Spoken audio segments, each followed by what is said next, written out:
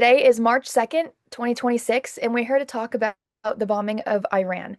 Cur this past weekend, Trump initiated a bombing to kill the current, what is he would consider dictator of Iran.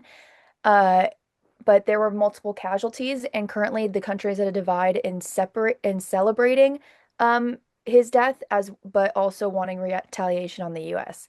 We're here to talk about our thoughts today. Welcome to the podcast. So, to get started, does anyone have any first, I guess, feelings they want to talk about regarding the news that just happened? You know, I'll start. I'm a little bit older than the rest of you guys. I know I don't look it, but it's true. And this whole Iranian story goes back a very long time. America fiddled around in Iran and helped bring about getting rid of a leader that we didn't like at the time. And then one thing led to the next, and the Shah of Iran got deposed by Ayatollah Khomeini. And then when Jimmy Carter was still president, he was president from 76 through 80. We had the Iran hostage crisis where the Iranians stormed the American embassy and took hold of 440, wait, I can't remember how many hostages. It was a lot, quite a big number, but they were held for like 440 days or something like that. It was a very tense time. Carter tried to send in a military expedition to extract the American hostages. It failed. A helicopter went down in the desert. People got burned alive. It was not a pretty scene. There's been a lot of anger towards Iran for many, many years. And so this weekend, as we all know, Trump ordered the bombing to get rid of the new Ayatollah, Khamenei, not the same as Khomeini. And I personally am going to say I'm hopeful. I'm knocking on wood here that this turns out to be a good event. I think there's been so much instability in the Middle East for so long, and Iran has been backers of all the troublemakers, whether it's Hamas or Syria or all the bad guys and um, Hezbollah. So maybe now we can get rid of all that and have 2 or 3 decades of peace. I'd sure like to see it.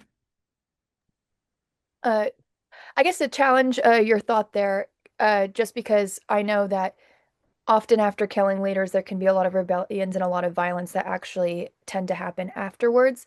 Um, and with the campaign that Trump ran on, which was to be you know, starting getting the Nobel Peace Prize, and ending all wars, he's tended to have his fingers a little bit in for a lot of foreign affairs, whether it's the kidnapping of the president of Venezuela, talking about owning Greenland. Currently, a massive lead cartel leader was killed in Mexico with the help of the U.S.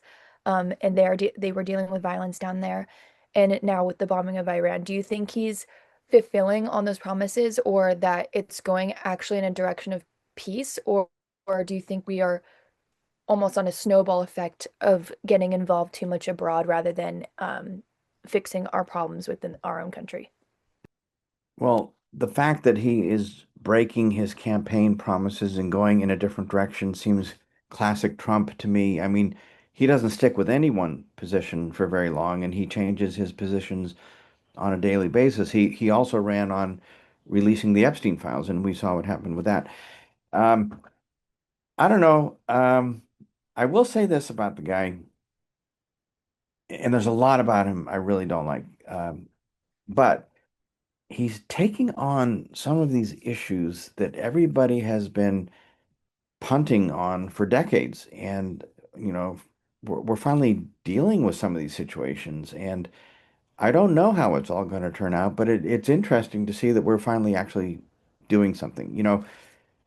You might not like him, but and people in Europe pretty much loathe him. But when he took over, NATO countries were spending less than 2% of their annual budgets on defense. Now they're all up to about 5% in order to try to fill in the gap. I mean, was the US going to be responsible for paying for Europe's defense forever? Well, it was tough. He's willing to make the tough calls. He's very brave and bold and brazen that way. Going after Maduro in Venezuela, he's not a good guy. The people down there are miserable living under him. Same with the people in Iran. I mean, a lot of people there are cheering. Here in LA, we have a section of LA called Tarangelis. It's where a lot of the Persians escaped. They came here to get away from Ayatollah Khomeini, and they're thrilled with what's going on. So, I think we just have to give it some time to see how it really plays out. It's hard to predict how it will play out. Yeah, because I know people are talking about how there's currently two sides to media, and one side is showing that people are celebrating his death and have been waiting for this day, whereas another side is showing that those that support the Iranian government are very upset and are preaching death to America. And I mean, with the UAE kind of having some more affiliations, uh, not with Iran. Qatar was just bombed by Iran as well in retaliation. So I think it's interesting to see kind of how if this is going to lead to a peaceful place or not, just because as much as everyone does not like this guy for example, I know they live or a lot of like let's say women's rights are completely different there than in the US. It's hard to defend a government and a regime that functions off the way it does when it treats women, but it's almost that are we willing to risk the later effects, like possibly sending American soldiers off to war again and whatnot for another country's government that was not coming anywhere near ours. How do you feel about that? I'd like to jump in. Um, I don't feel great about it, but the unsaid truth is every so many years, I don't know if it's a decade, a generation, or whatever, um, troops have to be involved in some type of conflict. Otherwise, they lose their value and knowledge. And then when the older people retire, all the young people are kind of really, really untrained. I think that actually involves, I don't know if it's North Korea or South Korea right now, like some of their troops. So they're lending themselves out to another country or something like that. Based on some timeline, either today or in 10 years, we'd be somewhere anyway, just to maintain that battle readiness excuse for better or for worse. But that's how I feel about that. Dave, I think it would be worthwhile for you to tell people about your own military experience. You speak with some authority here. Two tours in Iraq. So I think between 2006 and 2008, like Kuwait, Ramadi area, all that stuff. I think Iraq at the time population was about 32 million people, but a lot of desert, not much grass. A lot of people whose industry is um, herding sheep or something like that. So sometimes, depending on the area, their sons and daughters sometimes went to school. Obviously, as they get older, women didn't have as many opportunities. So people not interested in war and battle just want their kids to kind of grow up safe, things like that. But outside of that, the Middle East mainly or mostly doesn't have structures like we do, like laws, policies, books, libraries, authoritative figures. So when one bad dictator gets put out of his misery and someone replaces him or her, it's not much to fall back on outside of their word in real time, just because they don't have a lot of that architectural um, procedural law history like us in some other countries. So it's tough to really build the whole country up in a first class or sorry, first world method, sort of. So it's sort of just flying by the seat of their pants just because they don't have the history of doing things by the book, because there is no book. While David was talking, I checked into my AI to get my facts right. There were 66 Americans taken hostage in 1979. Several of them were let go along the way, and 52 remained for a total of 444 days in captivity. They were allowed out on January 20th, 1981, which just happened to be the day President Ronald Reagan was sworn in.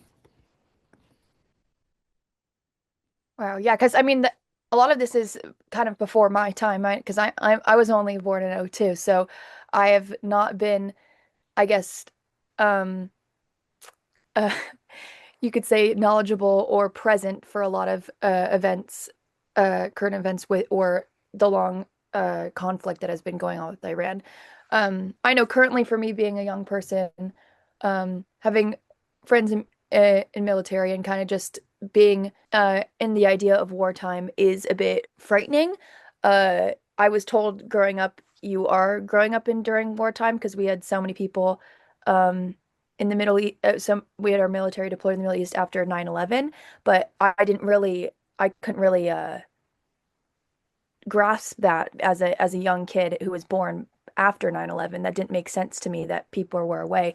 But kind of seeing military come back and speak out on that and um, the traumas of that and kind of the US implementing itself a bit more than it should have been into affairs because I know that there was even talk about how the first tours that went out of military, it was actually much more peaceful, and then as it progressed, more and more troops were being killed, um, like less troops were coming back. Uh, Dave, I don't know if you have any more kind of conversation on that exactly, but is there a way we can go about if we do have to have military presence in Iran and we will be possibly entering war with them? What are your possible hopes, or what's the best strategy to go to prevent casualties, the most casualties? And Um, Iraq and Afghanistan was I know the first year or two, something like that was like I forgot Operation something. So like get in and do the main mission. And after that, it lasted so many years, it evolved into enduring freedom. So like helping the people and more than just taking out bin Laden. So I imagine it would be the same type of thing in Iran. But since Iraq and Afghanistan is still fresh all over social media and what happened, like everyone kind of knows the playbook. Also, that the gear, the body armor, the trucks, all that stuff, if people go over there, American soldiers aren't used to those elements and wearing all that armor. So unfortunately, there will be casualties. I don't know if there will be more than Iraq and Afghanistan, but um, it won't be anything that the country is happy about. yeah, and I have to ask you this if this is something that kind of reigns true because I've been seeing this on social media as people have joked that I know people are trying to make light of the situation that we might be going to war. And someone posted a clip of them getting crab dinner, which is not a normal thing. It was military personnel, and it's kind of the joke that you get a really, really nice food before you're kind of sent into combat zones. I don't know if this rang true to you, but everyone else in the comments, there was somebody from the Air Force being like, "Yeah, we got seafood boiled tonight before going out." So I don't know if that's something you possibly experienced or if that reigns true at all. Before getting to the danger zone countries, you usually have a layover in Kuwait or I don't know so much Germany anymore, something like that. But that's like the non, what's it called? Maybe they take fire occasionally, but it's not bad most of the time. So their meals are better. So it kind of gives you like a lull. And then it's like, well, in 2 days we're going. So yeah, so like for 48 hours there's a bit of a um dystopia sort of. So yeah, you're right. That's funny because because people are like, "Oh no," I just thought that was a funny thing to bring up and get maybe clarification. Oh yeah, great food and Something, MREs for like a year. So yeah, great. Just Uh, for those who don't know what an MRE is, why don't you explain that one, Dave? MRE meal ready entree. So it's like this faded brown bag that's probably good for like 5 years. The old ones going back to World War II or whenever, I think they used to contain cigarettes and some other stuff. Now it's usually coffee or M&Ms or Skittles sometimes, and then the flavors vary from like veggie burger to spaghetti and meatballs, jambalaya, chicken manicotti or something like that, beef stew. Um, and then a lot of them have these shakes in them that you're not really supposed to mess with because if you're on a patrol and you had one of those, Um, you might be looking for a bathroom at some point, but yeah, they're trying to get better with them. I'm sure a lot of people would love to see the cigarettes come back, but they phased that out. I don't know, well before my time.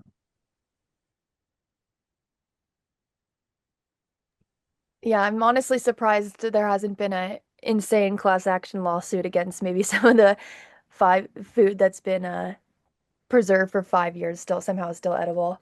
Um, yeah, and then I wanted to talk about another internet trend that's been people are talking about, kind of targeted at people who had voted for Trump. People are saying, joking that if there is a draft or something, the first people that should be at the front lines are those who voted for Trump. Um, do you feel that this possibly goes against the American principle of like having the freedom to vote and um, kind of like that you have to actually follow through? That if you voted for this person, you have to be the first to sacrifice on their decisions when Trump went back on th promises he said and switched up things he said he was going to do. Like I said he wasn't going to get involved in foreign affairs and wars. This is kind of beginning of one. What do you think as that being a public response? Mostly, I would say of Gen Z of if you voted for Trump, you're going to the front lines. What would you say? What would you say in response uh, to that, and how, and if that encourages um, a good uh, like a good democracy or not? Does anyone else want to answer first? I don't want to hog Yeah, all the. no, I'll hog a little bit. First of all, I don't know how you would enforce that. It does seem contrary to free speech or freedom of the vote. Um, but I do think that if you're a young Trumpster who voted for Trump, you ought to be more inclined to run to the front of the line and enlist. But actually, enlistments are up right now. You know, Trump has had an effect on young people who are pro-America and want to save America and want to join the military to do that. So I think the military right now is probably in about as good shape as it has been in a long time. I will go back to the olden days again. Back in 1972 or 3, Richard Nixon was president and he was leading the Vietnam War, which was very unpopular. And we had a draft and everybody had to sign up for it. And there were a lot of deferments and ways to escape it. For rich people, especially, they could keep going to school forever and keep deferring. Poorer people from the South and lower socioeconomic classes tended to be the ones who got drafted and sent over to Vietnam. It was a very bloody conflict. A lot of people didn't come home alive. A lot of people came home very shot up. And the draft was so unpopular that it really uh, pushed young Americans to protest in the streets in a very dramatic way. And it was scary to the country. And Nixon, he was a very clever politician. He came up with this thing called the lottery system, and every male 18 years old or older was given a number that corresponded to his date of birth, and it was like a lottery. They picked numbers out of a bingo drum, and I got a very high number. I got 272. Anybody of that age will remember to this day what number they got, and they said that they were only going to get up to about a number 100, and then after that, you were probably okay. So I felt very okay. And frankly, I think it took a lot of the steam out of the protest. You know, a lot of the young men said, well, I'm okay now. I don't have to worry about this anymore. It wasn't a happy situation. And I think the volunteer army is the better way to go. Yes, because just like you said, I think that's something we're currently dealing with in the country when it comes to protest is, like you said, it only went up to a certain number and you had 272, so you didn't get as worried about it anymore, and it deterred protest. I guess it's people in a position kind of like, oh well, let's say that this draft I guess doesn't affect me anymore, so I'm not going to participate. Um, we can bring in the element too of women could now be drafted and stuff. So I feel like protests could be a lot bigger in the country if we were to get anywhere near a draft. Um, just because then then you are facing a bigger party of people that might backlash war.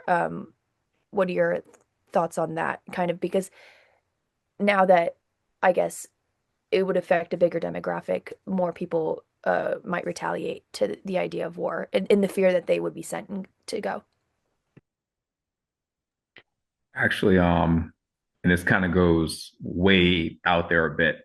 The idea of an imposed draft would be so interesting because, like Jeff said, there are certain ways back then and even today you can get out of a draft. One is medical. So many things are made up today by doctors just so that they can treat it. So they make up a diagnosis so they can give you a pill or whatever forever. So I can imagine so many people having mountains of paperwork that just say, I think it's called like cervalgia or all that stuff, which really literally means neck pain. So that's not anything. But now you have these military screeners trying to look through all your medical to see if you can actually go or not. So that kind of gets into is this person really injured or do they have, are headaches an actual thing or a migraine's really a serious headache? So that's a bit different, but I could see that happening with a lot of people trying to, get out. Or I'm on an inhaler. Can I send this person? Or Yeah, and you don't know with the mental health issues people can claim today, and like putting a gun in a mentally ill person's hand is a bit terrifying. oh Um, yeah, anxiety. Sorry to cut you off, but yeah, all that stuff actually goes on in the military too. I can't say too much, but some people things are said, and we know this person might not be joking, so their weapon has to be taken away, and things like that. So that is a real thing that goes on. yeah, and then our and then I guess what does everyone because I know it doesn't seem like a draft could be real, but I think why a lot of people might be a little bit worried too is because of who Iran supplies oil to, a big portion of that going to China and wanting to not let the US kind of have access to oil like that. What do we think China's response is mostly to the current bombings and whatnot, and what actions they might take? Is that on anyone's mind? I could kind of jump in on this one. So, okay, yeah, I think, how am I saying? Okay, so it ties into what you were definitely saying about like the oil and global energy, but a lot of people focus not just on like the US and Iran, but it affects like a lot of other major players as well, like how you mentioned China. But China has obviously been one of Iran's like biggest oil consumer, and because a huge portion of Iran's oil has historically like flowed to China, they like obviously like discount it. Sometimes that could be like a little bit more transparent or not, but if this conflict kind of continues or it disturbs like the shipping through I think there's like a big deal for China, and a lot of China's like crude kind of imports that into the Middle East, I think. And if those like supplies definitely get like interrupted, it can really push the prices higher, and it'll like strain like honestly their economic and kind of like how their whole like manufacturing thing is. We've already seen how China publicly condemns that and strikes with a lot of violation and international norms, but they're also very like cautious of it. At least I've noticed. I know Beijing doesn't want to be like dragged into that broader kind of conflict. And while they try to like balance its support from Iran while keeping their own like economic needs, I think that their like energy, like security concerns is more like in people's face. So if you were to like if I'm thinking how China's going to respond, it's a lot more complicated because they've definitely criticized the US and they want stability, obviously, in their region. But if we're watching on how this could like impact the oil market specifically and like the global trade, I think it's a lot bigger than just the politics of it. It's more about like where their own energy comes from and how like big of a disruption that it could go into like their economy. I'm not wishing for this to happen, but the US now is so tied up in so many conflicts. We have Venezuela going, we've got uh, Iraq. I'm sorry, not Iraq, Iran. We just exited from Iraq and Afghanistan. We've had our hands full for a long time, and it seems to be accelerating, not slowing down. We were even talking about going into Greenland at one time. I mean, anyway, if I were the Chinese, I could see how it would be a very tempting time to go after the island nation of Taiwan, which is something they've wanted to do for a very long time. It was all one country at one point, and then Taiwan broke off and separated from China, and mainland China has always wanted to get it back. If they went in there now, I don't see how the US or anybody could defend against it. Yeah. I mean, well, we still have a bunch of troops and battleships, sitting in places. They might get a head start, but it's not like all of the US is thinking about Iran right now. Like, there's, I don't know if this is a good way to put it, or I don't know if there's a bad way to put it, but the US is so big military wise, it could almost fight wars with five countries at the same time. Well, at least manpower, fuel and logistics would probably create an issue, but I think there's definitely enough to kind of break off and focus on Taiwan if we had to. What about Israel? Older Americans tend to be very pro-Israel. We always have been. We were just sort of raised that way. When the Palestinians did that thing a couple years ago where they stormed over the border and grabbed all those people, killed people, raped people, etc. I mean, that was horrifying for a lot of older people. And we didn't understand why students on campus suddenly rose up in their pro-Palestinian protest mode. How are young people feeling about Israel now? I could say for the perspective of someone my age is that, I mean, I ha actually have a lot of friends that families immigrated from the area, and they can attest from older relatives how awful, because Israel was established as its state and nation in, was it 1948? Am I getting Eight. that? Am I getting that right? Yeah. And so, this has been um, under 100 years of their establishment. There's going to be disarray when something gets settled in like that. But the thing is Israel has had the backing of Western powers that's pretty strong, whereas Palestine has not really had the support and affiliation of the other countries around it. For example, other countries shutting their borders and entry, like Egypt, not letting really in Palestinians during this time. I think it was the idea that we knew that Israel was going to re for one day of violence that Palestine did, Israel was going to crush them now for several years. And the massive casualties does not equate. And we kind of supported this decimation, onslaught, and violence for way too long.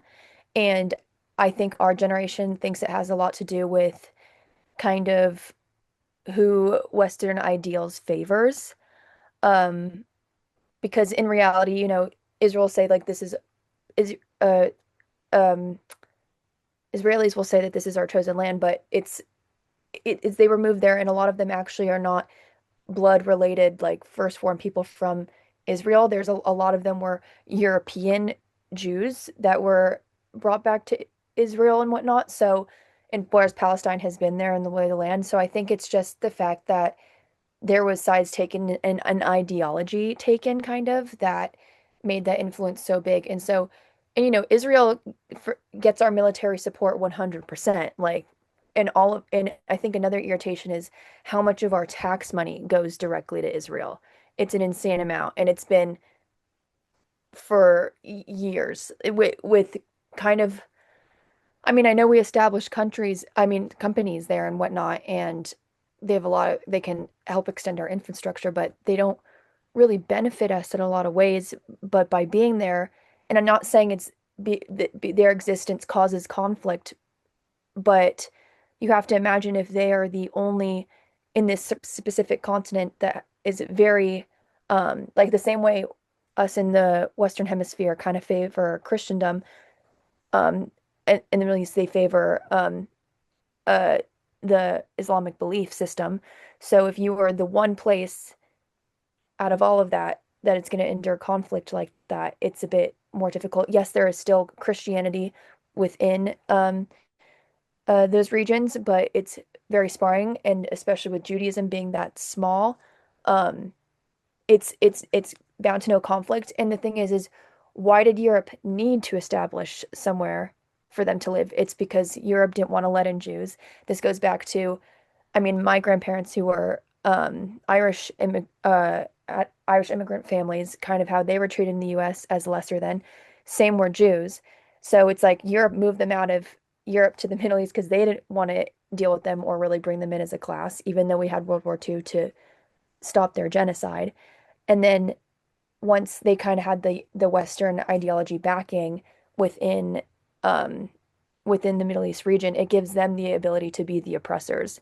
Um, so I think it's just the conflict of the casualties that came out of the Palestine versus Israel that is really upsetting to a lot of people of our generation.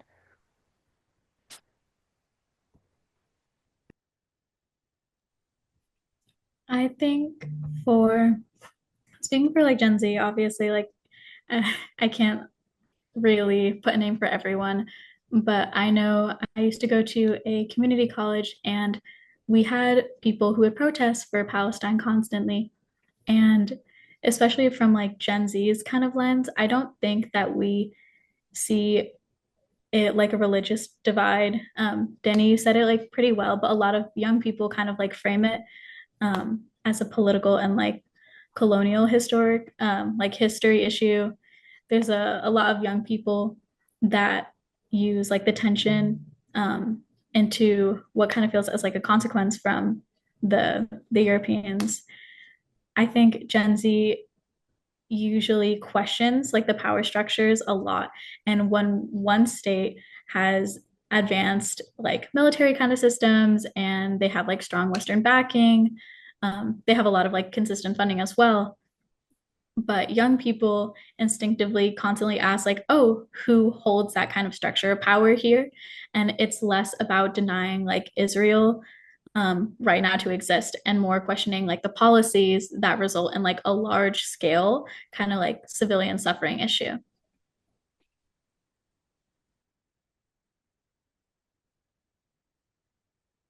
Any predictions on how this is all gonna unfold? I'd like to think it's going to die down in 2 weeks just because something else is going to pop up and distract us.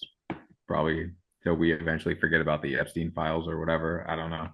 But yeah, I imagine with everything we're on like 2 week cycles. So That would be hard to believe, but let's hope you're right. I don't know. That's my Yeah, I was gonna say, for with something that is new with our generation also is while we have way more access to information than you ever did at our age with the internet and whatnot. Sorry, Jeff, not to uh It's okay. flex the age gap, but I think it's also like Dave said, it's like the 2 weeks of different information. It's that we are so overloaded with different things going on and information that there's something new and popular discussed every 2 weeks. Um, if I'm going to be honest, I hope if there's anything we focus on the most, it's internal issues in America and kind of solving those and making sure those last and get solved rather than foreign affairs. As much as I care about them, and think that they're important, I think us as a nation and in figuring out our own piece is more important, at the time being. So I'd hope that stay more relevant. Predictions wise, I don't think America is going to suffer from what the most recent decisions of bombings more than others might. I don't know how Israel is going to do, if it gets worse. And I don't know, like we said, we guessed with with currently kind of our fingers being in a lot of pies right now within foreign affairs. Um, anyone could kind of retaliate and start so, and multiple things could start it'd be a fear of mine if we could juggle being involved in multiple foreign disagreements right now.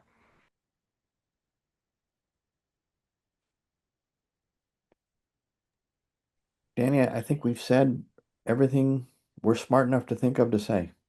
Yeah, I agree. Well, it's been amazing. Thanks everybody for coming and talk today. If anyone's watching, thank you for watching our podcast from ONC to you. Hope you tune in next time. Thanks.